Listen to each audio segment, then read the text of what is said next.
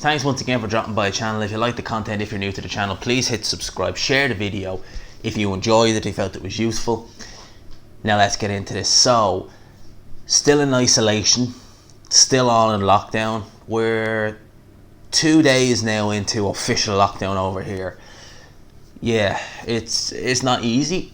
It's not fun. As I said, there's no boxing news coming out, so it's very hard to get videos done. And as I said, I told the story about a girl I used to work with taking a new job, literally like starting the week of the lockdown, which was bad timing for her and her dad, obviously, and her brother as well. Both work in the UK, commute back to Ireland every weekend. So they're in a bit of desperate trouble, and they live in a different county. So it's obviously hard. That's a small county they live in as well in terms of population of what's in it. So they have it tough. So like I said, it's tough times all around. I don't have it that bad. So thoughts and prayers are with them. Now, I want to talk about fighters and career reviews, because I got asked by someone to do a career review, and it was something I was thinking of. Now, depending on how much editing I have to do in this, I'll decide whether I will do streaming for career reviews in the future, or if I'll just do a video and edit it. It depends how much editing I'm going to have to do, because I can screen share on this, but I only have the device to screen share it when I'm streaming. So if I'm not live streaming, I can't screen share. Obviously you can use XL, but it's a massive file and you're trying to get the audio done. It's a hassle. So if I have to edit a lot of screens into this video, so what I'll be doing is taking snippets of box rec and showing you this fighter's resume and some of the guys he's fought. If it's an absolute pain to edit, I'll try streaming the next career review I'm going to do. I'm actually going to drop a poll in the community tab after this video goes live with a couple of fighters I'm thinking of doing a career review next, and I'll let the fans decide which one I'll review next. But the first fighter I'm going to do a career review for is a fighter who on this channel I've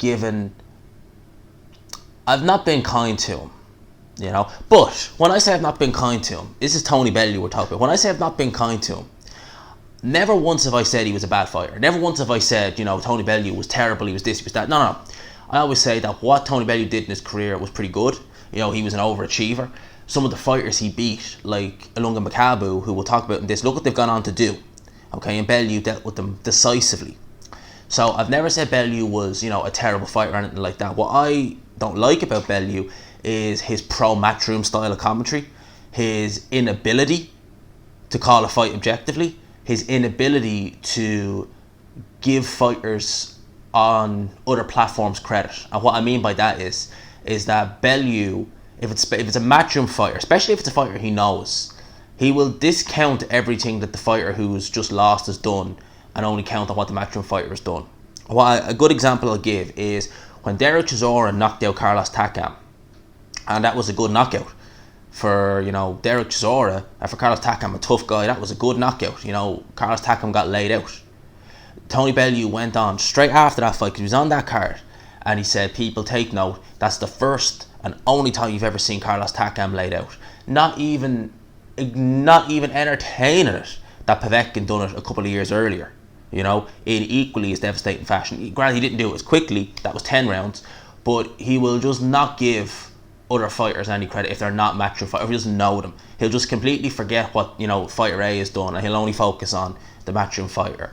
And he'll say silly things like Canelo, if he wants Callum Smith, he needs to travel to the UK and this, that, insinuating that the fighters that he knows and all that are bigger stars than Canelo Alvarez, or they call the shots. He's things like that I don't like.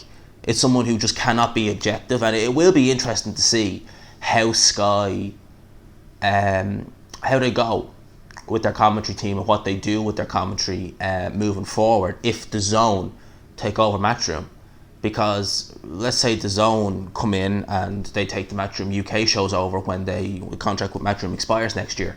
Well, Bellew and guys like Froch, who are not great commentators, they're with Sky. They're not with Eddie Hearn, as far as I know anyway.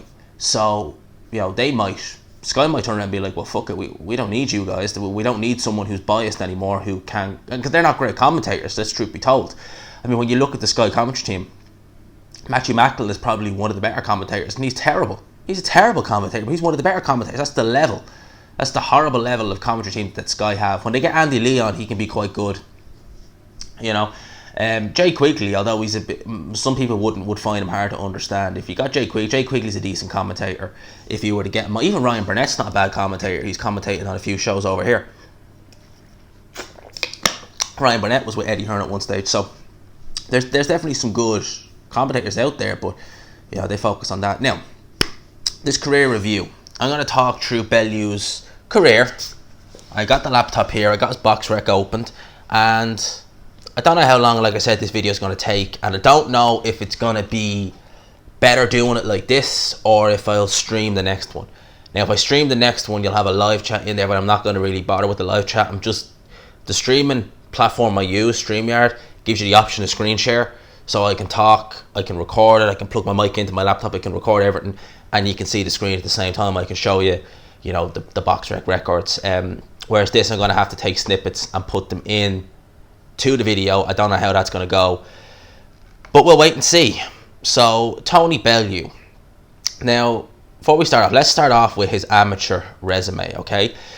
Fighting out of Liverpool Rotunda ABC, Bellew claimed both the 2002 and 2003 Novices ABA title by knocking out every man he faced, with the exception of a man called Rob Hoff, who went the whole 3 rounds from Paramount ABC in Stockport in the under 10s bouts championship. So he was knocking these guys out under 10s. I was going to say, in 2002 he would have been 20, so I don't know what they mean there. In the under 10s bouts championship, yeah, that's what he says. Then he was eligible for seniors. He stepped up to 91. Now here's the interesting thing. Tony Bellew, as an amateur, was a heavyweight. Alright? Heavyweight in the amateurs is, I think the max weight is 201 pounds. It's basically cruiserweight. Super heavyweight is, you know, anything over 201 pounds, unlimited weight.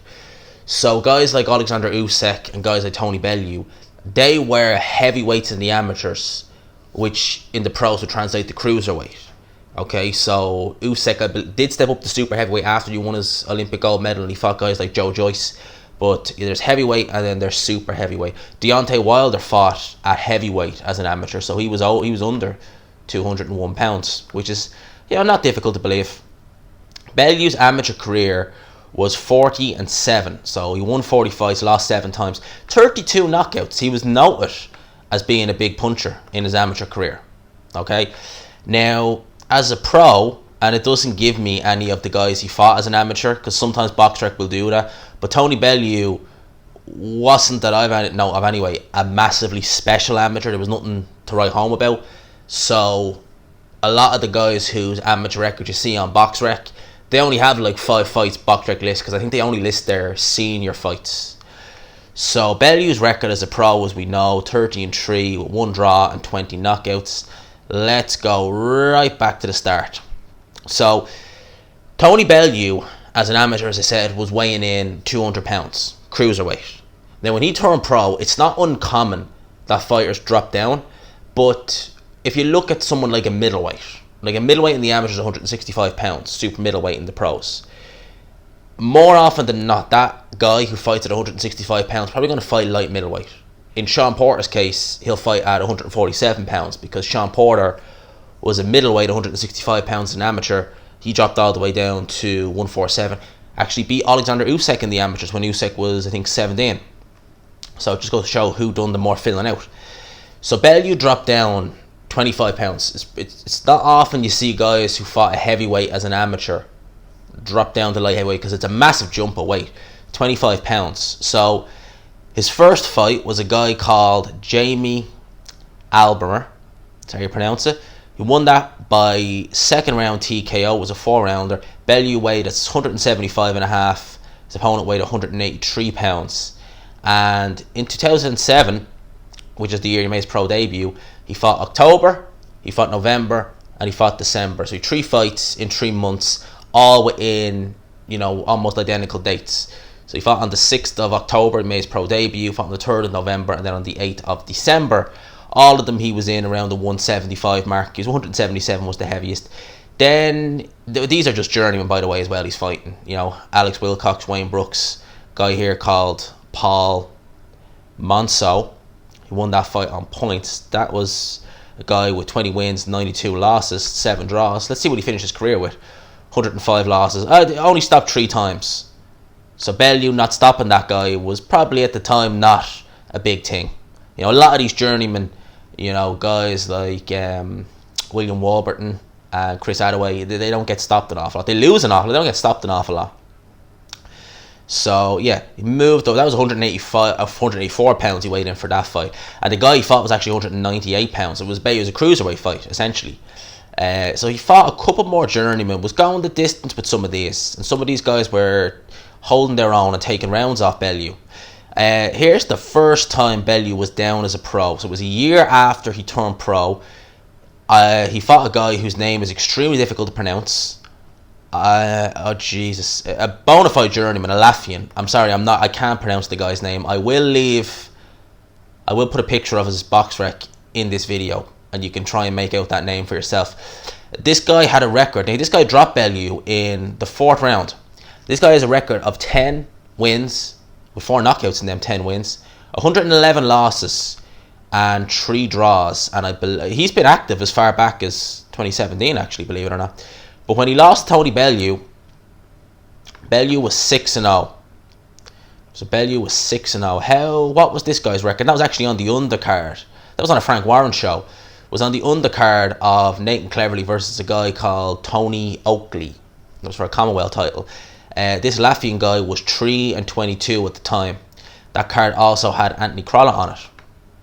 Okay. So just goes to show where some of these guys ended up going. You know, later on, you see Nathan Cleverly, he's in a real bad way these days. A real bad way. So anyway, that was a worrying sign. He was down in that fight. Now, I don't even know if that fight's televised or not. Because some of these fights, some of Tony Bellew's fights I've seen, some I haven't. Again, he carried on kind of coming in at the 180 mark. I mean, this guy, Matthew Ellis, 189 pounds. And to be fair, he's getting more of these. The heavier he's coming in, the more he's getting these guys out of there. When he was weighing in the kind of 170s and all that, like he was 177 pounds when he got dropped by that Latvian guy and went the distance. He was going distance with a lot of these guys. You know, he was getting some nice stoppages here and there. But again, these are just journeymen. Like, I read these records. After he beat that Latvian guy, he fought a guy called Phil Goodwin, 4-1. Matthew Ellis, 20-7 and 1 draw. Nick Oakey, 8-22. So these guys, these are just journeymen he's fighting, you know, beating these journeymen. Then he fought Attila Moore, and this was for a vacant Commonwealth title. He knocked him out. He knocked Moore out in the 1st round. A vacant Commonwealth title.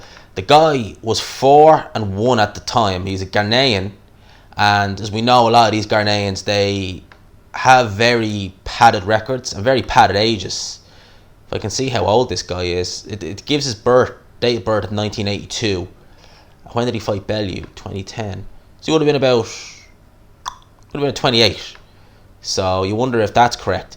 That was on a Frank Warren show, and it was on the undercard of Kell Brook. Kell Brook fought a guy, Christoph Benitez, I believe is how you pronounce it. You forget some of the guys who were actually promoted by Frank Warren at one stage. You know, you've Paul Smith, Stephen Smith on this card, Liam Smith. So you've all the Smith brothers on this card. So when Tony Bellew won his Commonwealth title against this Moore guy who was, you know, god awful by sounds things, this was on a card with all the Smith brothers, had Enzo Macronelli on it. So, you know, you can see kind of where boxing was, and this was 2010. This was March of 2010. So you can see where boxing was back then. You know, that was on Sky Sports. It was when Sky Sports kind of had an open deal with promoters. They had Dave Coldwell, they had Frank Warren, they had Frank Maloney. I think Eddie Hearn only started in 2011. Maybe no, I think Eddie Hearn did start in 2010. I think Eddie Hearn did start in 2010. I know he worked with Audley Harrison when Harrison fought David Haye. So, yeah, that was Bellew when he fought that guy. Now, Bob Ajasafi. He won on he won it on a decision. You know, some of the scorecards were close. It was a decent fight. You know, with these fights, Bellew was hurt very, very badly in the 4th round in that fight. Now, Bob Ajasafi, I think at the time, Bob Ajasafi, now, he had a record of 8-1 at the time. And when he fought Bellew, I think he only had two KOs on his record when he fought Tony Bellew. Now, Bob Ajasafi, to his credit, is one of those fighters who hits deceivingly harder than his record suggests. Because Bob Ajasafi definitely can punch, but for whatever reason, he doesn't generate knockouts. And he hurt Tony Bellew real bad in that fight. Tony Bellew got through that, retained the Commonwealth title, went on to fight Alvin Mackenzie. Now, Mackenzie had Bellew down in round 1. Alvin Mackenzie would go on to become a cruiserweight contender. Alvin Mackenzie, the upsetter. He had 12 losses, finished his career with 12 losses. But I think when he fought Bellew twice, back to back. I think when he fought Bellew, let me just check what card that was. That was again Nathan Cleverly. That was on the Nathan Cleverly when he fought Mohammedi. Can't pronounce the guy's name. I think it's the French guy. Paul Smith beat James DeGale on that card. Matthew Macklin on that card. Kell Brook on that card. Billy Joe Saunders, Liam Smith. Jesus, it's crazy to look back at some of these cards and see the names who were on some of these cards. You forget some of these cards as well. And you realise, Jesus, you know, see where these guys have gone now. And, you know, Bellew's the one of them who's finished his career so long with Paul Smith. Well, actually, pretty much the top 4. We can Kell Brook as well, but he's still going. Top 4. Tony Bellew, Matthew Macklin, Paul Smith, Nathan Cleverly. All retired. All gone. But Alvin Mackenzie was 18-9 at the time. Alvin Mackenzie, British level, but, you know, he caused some upsets. You know, he stopped Enzo Macronelli in the 2nd round. That was a terrible, terrible, terrible stoppage. You know, beat Matty Askin, and he didn't need to clinch his way to a victory like Lawrence Okolie did. Had a world title shot against Victor Ramirez in Argentina. That was his last ever fight, Mackenzie, because I think he retired with some heart condition, and he was robbed in that fight, robbed of a world title. So with the 2 fights with Mackenzie, fought him again in a rematch not long after, won it on points. Then he had his world title crack against Nathan Cleverly. Now, Bellew at the time was struggling to make weight. I think it's fair to say Bellew, probably from the outset of his career, should have been a cruiserweight. That's probably fair to say, but at the time, you know, Bellew, I don't even think he was working with Dave Colwell at the time, so maybe he just felt that sticking around at light heavyweight, he's got a better chance of getting world honours. And obviously at the time, Nathan Cleverly was WBO light heavyweight champion. They're both promoted by Frank Warren, and he chucked them 2 together, lost the majority decision. Cleverly won that fight. You know, he won the first fight. Came back, had the win over Edison Miranda. Edison Miranda, very big puncher, you know, down at middleweight, but, you know, Edison Miranda, he's even been up as high as cruiserweight. He fought Dorticos at cruiserweight. Really should never have been a light heavyweight, let alone a cruiserweight. So Bellew, anyway, he carried on fighting. He had a draw against Isaac Chilemba, which was a real snooze fest. And then he obviously had a rematch and won again he won the rematch against Chilemba. Chilemba's a tricky customer, noted as having a good chin, but they were snooze fests. Then we got the Adonis Stevenson fight. Now, Bellew came out in interviews and said that this is kind of when I question some of the things Tony Bellew says. He said that he was struggling to make weight in that fight. Now, that I accept that. That's perfectly reasonable. He was struggling to make weight against Adonis Stevenson. Fair enough. But he said that he was on weight the day before, and he went and drank 2 bottles of water and ate chicken straight after it. And then he rehydrated 5 pounds. This is before the weigh-in. And that just sounds ridiculous to me. Like, if you're struggling to make weight, you see fighters who struggle to make weight, and, you know, they do get the fight weight before, you know, the weigh-in. They might have a cup of green tea and maybe some greens. They won't eat, you know, chicken full of protein, and they won't rehydrate water. And he said he put 5 pounds on and he was surprised. I'd be very surprised if that's true, because you'd think he'd know better than to do that. Especially, like, that's something you do after a weigh-in, but you wouldn't do it the night before when, you know, you weigh in the next day. So apparently he was weight drained for that Adonis Stevenson fight. Played no factor. He got absolutely picked apart by Adonis Stevenson. From the outset, Stevenson was throwing left hands to the body, and Stevenson, although he's shorter, Stevenson's only 5'11". Bellew is, I think, 6'3", What's Bellew's reach? Bellew was a 74-inch reach, but Adonis Stevenson had a 77, 78-inch reach. Absolutely bossed the fight from long range.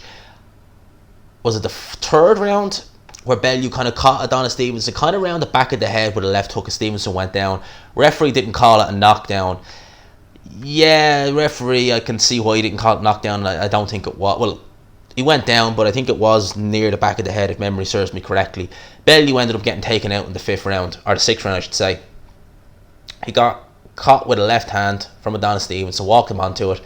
Bellew got back up. Adonis Stevenson pinned Bellew in the corner, landed a left hand. Bellew I was surprised he stood, but well, to be fair, Adonis Stevenson didn't get full extension on the left hand he hit Bellew in the corner with, but Bellew was all kinds of messed up, and the referee jumped in, stopped it, quite rightly, because Bellew could have got seriously hurt against Adonis Stevenson. So then, that was in November 2013. Bellew came back in March 2014 against Valerie Bordova, I think is how you pronounce it. Stopped him in 12 rounds. Had him down a couple of times in that fight. 197 pounds he weighed, and yeah, Bellew definitely looked solid at cruiserweight. Then he fought Julio Cesar dos Santos. Now, dos Santos at the time was 26-2, and if memory serves me correctly, I don't think he'd ever been stopped at the time. No, he hadn't. So he'd fought his 2 losses. One was, well, actually they were both for WBO little nothing titles, and neither guy was able to stop him. Bellew came in, stopped him in 5 rounds. Now, obviously, since then he went on to get stopped by a couple of other people. He went on to get stopped by a couple of guys at heavyweight, so you can kind of understand that, getting stopped. And he was stopped by Kudryashov. Kudryashov, we know, is one of the hardest punchers in boxing, one of the most limited fighters in world boxing. Punching power, definitely, he's not limited. That card against dos Santos, yep, him and Nathan Cleverly were on that card. They shared that card. That was a Sky Sports card. That was with Eddie Hearn. Also had Rocky Fielding, Callum Smith, Stephen Smith. Anthony Joshua was on that card. Anthony Joshua fought Matt Skelton on that card. He was only 6-0 at the time. He also saw Anthony Ogogo on that card, as well as Luke Campbell. That was in 2014. Yeah, they were fast tracking Anthony Joshua back then. No, they were getting him out regularly, I should say, back then. But yeah, well, they were building towards that pay-per-view. Now, in truth, it should never have been a pay-per-view. Nathan Cleverly, Tony Bellew, and the card was absolute crap. But when you look at the names of what some of these guys went on to do, like that card started with AJ knocking out Michael Sprott in the first round. Michael Sprott way over the hill at that stage, way over the hill. Had George Groves on that card against Dennis Douglas, or Doug Lynn. With Jamie McDonnell, the bantamweight, who got knocked out in the round by Inoue. We had him on that card. We Jamie McDonnell on that card. We Callum Smith on that card as well. James DeGale. That was back when James DeGale was kind of in his prime. Obviously, we'd Scott Quigg on that card as well against a guy called Ataki. Is that the same Ataki who got knocked out by Isaac Dogbay? Yep, same Ataki. Quigg went around with him. Isaac Dogbay took him out in a round last year, I think it was, or the year before. I think it was 2018 actually, when Dogbay fought him. And obviously we had Tony Bellew and Nathan Cleverly top the bill. Now, that was a real stinker. Bellew didn't really step on the gas. Nathan Cleverly, I think, had a hurt right hand because he just jabbed. Nathan Cleverly was never a cruiserweight. He was really a light heavyweight. Maybe even a super middleweight if he didn't lift so many weights, because he was known for lifting weights, Nathan Cleverly, because he started his career at welterweight, Nathan Cleverly, believe it or not. So Nathan Cleverly should never have been a cruiserweight. Lost that fight. It was a split decision. One judge scored it 115, 114 for Cleverly. Terry O'Connor's had some fucked up scorecards. That's one thing I will say about Terry O'Connor. He is a shit judge. Terrible judge. So Bellew, off the back of that, didn't really do much. That was a pay-per-view, and then the next fight he was fighting, on Callum Smith's undercard at the Echo Arena. He just 2 kind of back-to-back fights. They were nothing fights, really. Then he fought Matthias, I can never pronounce this guy's name, Madaraka, for the European Cruiserweight title. That was a good fight. That was on the AJ White undercard. That was a great undercard, by the way, that AJ White undercard, when you think back to it. That was a decent fight by Bellew. Won it on 12 rounds. Came very close to stopping Mazdarak, I think is how you pronounce his last name, in the 12th round. Hurt him bad in that 12th round. And won. It was 115-112 on all three judges' scorecards. So they gave the 10-8 round to Bellew, which they should have in the last round. And he became European champion. Now at the time, Gregory Droz was the WBC Cruiserweight champion. He vacated that title and subsequently retired. So that meant we had a vacant WBC Cruiserweight title on the line, and it was going to be contested between Ilunga Makabu and Tony Bellew at Goodison Park. That was on a Sunday. That was a bank holiday. I remember watching that fight. It was bank holiday in the UK, not over here. Now, at the time, Makabu, as I'm just checking his box rec here, at the time Makabu was coming off a win over Tabiso Machunu. Now, if you've never seen Tabiso Machunu versus Ilunga Makabu, go and watch that fight. It's on YouTube. Go and watch it. Tabiso Machunu, a little short, stocky cruiserweight, real slick boxer, he lit Ilunga Makabu up in that fight. But he didn't pace himself. And by the 11th round, he was gassed. Makabu took Machunu out in the 11th round and then went on to face Tony Bellew. Now, I think if Machunu had fought Bellew, would have been an interesting fight. Would have been a very interesting fight. I think Machunu sure as hell could have outboxed Bellew, and I think Bellew is susceptible to being outboxed. Now, Machunu is quite short, but Machunu can box. He's very slick. But we got Makabu instead. Now, Makabu, in the first round, was kind of overwhelmed by Bellew a bit. Towards the end of that first round, he landed a left hand, put Bellew down. More a balance shot. Bellew was actually opening up on Makabu, and he got caught moving back with just a balance shot. Went down, done a little roll around on the ground, and then got back up. He went on to dominate the rest of the fight, and then ultimately took Ilunga Makabu out with a brutal left hook in the third round. Now, Makabu, at the time, people were saying, well, he was unknown, you know, who is he, what has he gone on to do, what will he go on to do?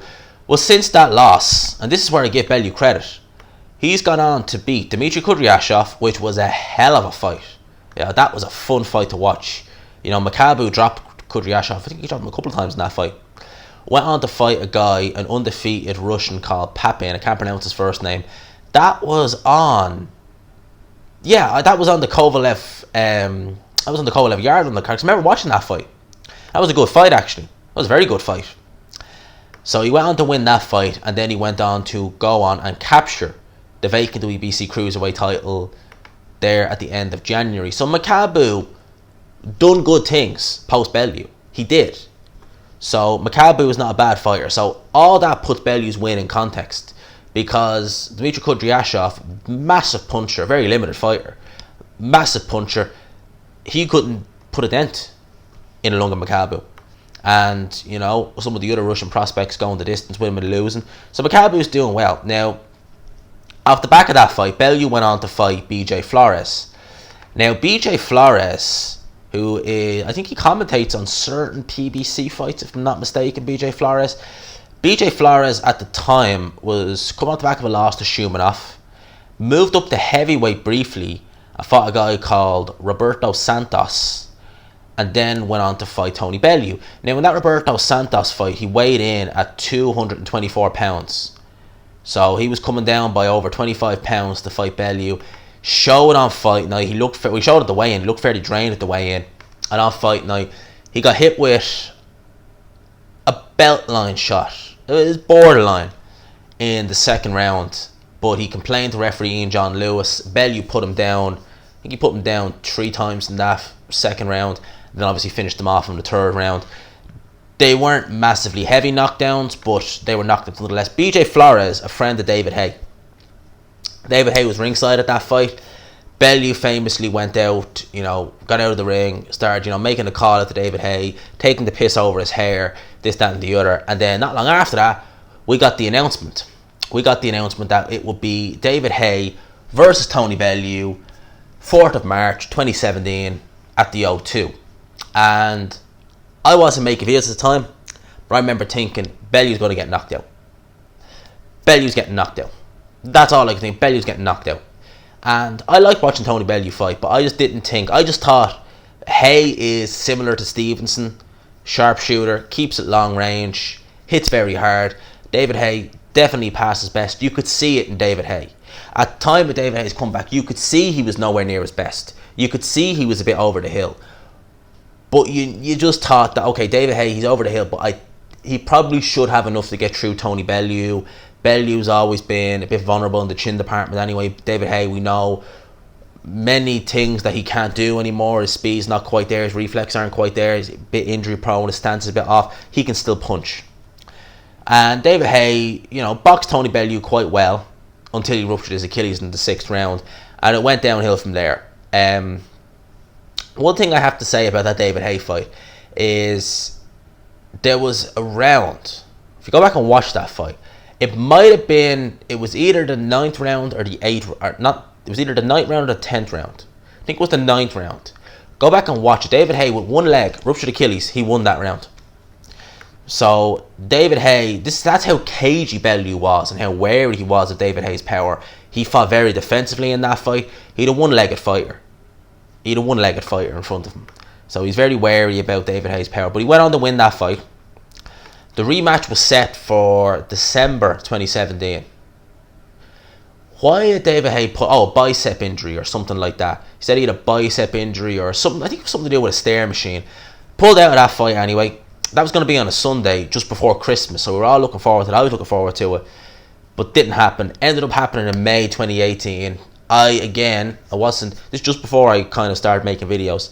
I again was thinking David Haye would win. I thought he'd win it on points. He didn't. It was decisive this time for Tony Bellew. David Haye absolutely shot to pieces by then. Realistically, David Haye's career was finished after he fought Chisora in 2012. If he'd had fought Tyson Fury in 2013, I think he would have lost that fight. So, right about this time, Tony Bellew was talking about retirement. He was saying this, that, and the other words to the effect of retiring. Don't want to do this, don't want to do that.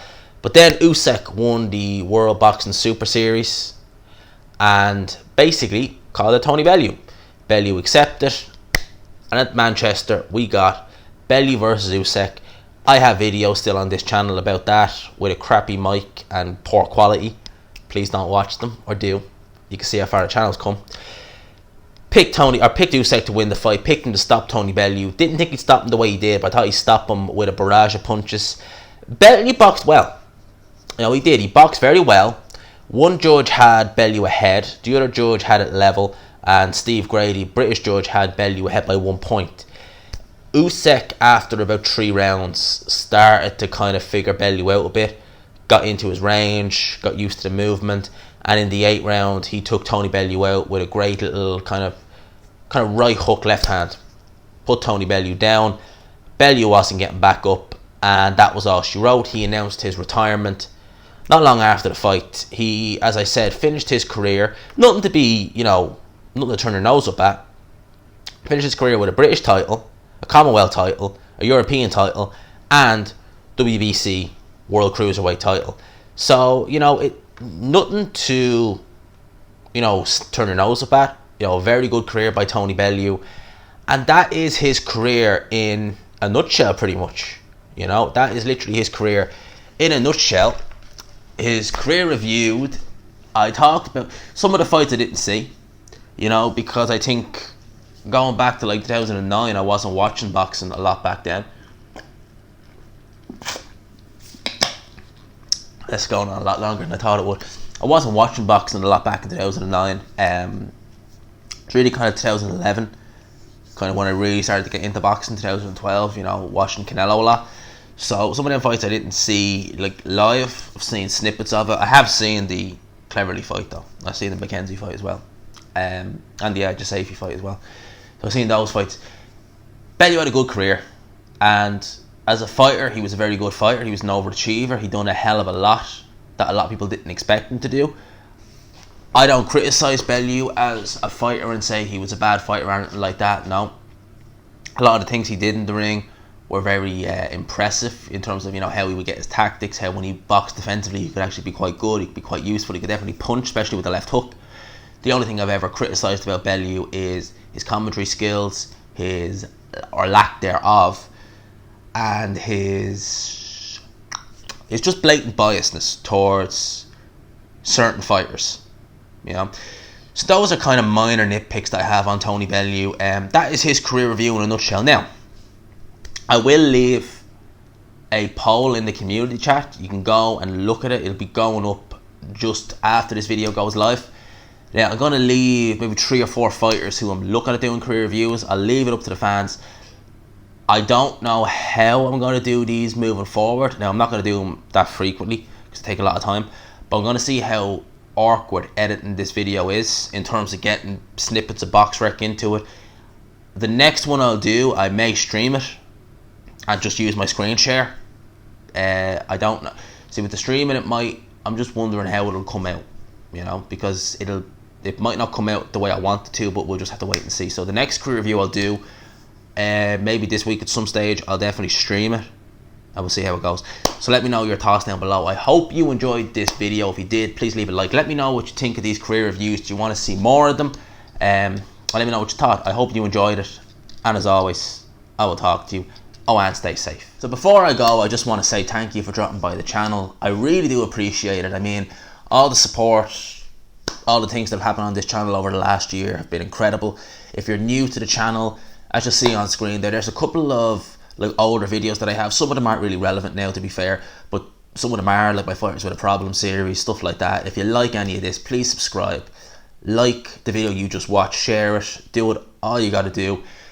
Let's try and keep this channel going because I love doing this and I love interacting with the fans, and I love hopefully the fans love watching my videos. So thank you for dropping by. I've been G-Man. I will talk to you.